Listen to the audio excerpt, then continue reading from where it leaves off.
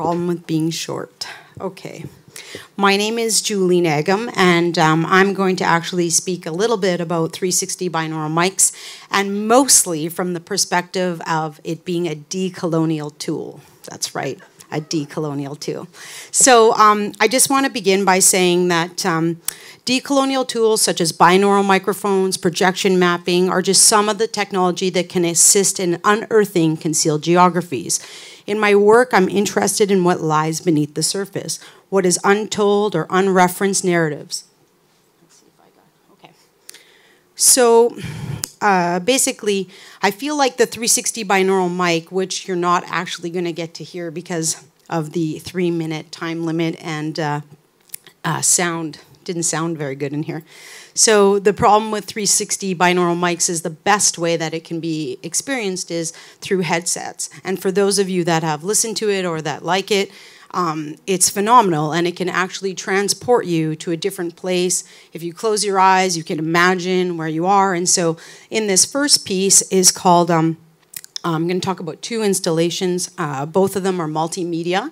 And so this first image is from a still from where white pines lay over the water.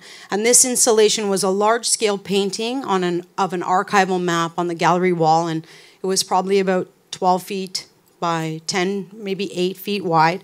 And then on top of that was projected images of archival, doctored images, recent images. And so here's one that you see from that piece. And in addition to that, there was a 50-minute binaural sound piece that went with that work.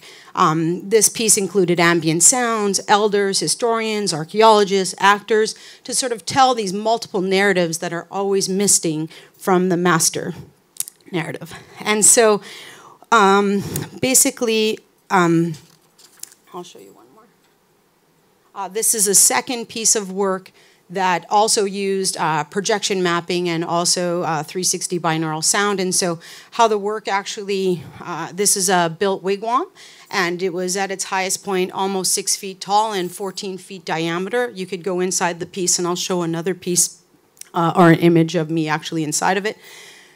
But the idea was to sort of create a 360 projection. And so you could sit inside or be outside of the wigwam and see the images. And most of the images were uninhibited landscape or terra nullius. So these ideas that the land is for taking and that it's uninhibited, and so therefore we can settle it. And in the background, you can sort of see different sort of ghost-like bodies moving through these different landscapes. And this was referenced to a work in Markham at the Landslide Possible Futures. It also went to Ecocentrix in London, England. And so it was referencing an ossuary where 90 people our bodies were removed. And so the piece is called Singing Our Bones Home. And so when you moved through the space, there were sensors that would trigger sound files. And each sound file was anywhere between 4 minutes to 10 minutes. And so basically your body determined the composition of the sound. And so primarily there was ambient sound and other kinds of little nuances, but a big chunk of the sound was honor songs, and that was basically to sing the bodies back to the spirit world so that they could be in a restful place. And so this is this is me inside the installation, so you can sort of gauge how large it is.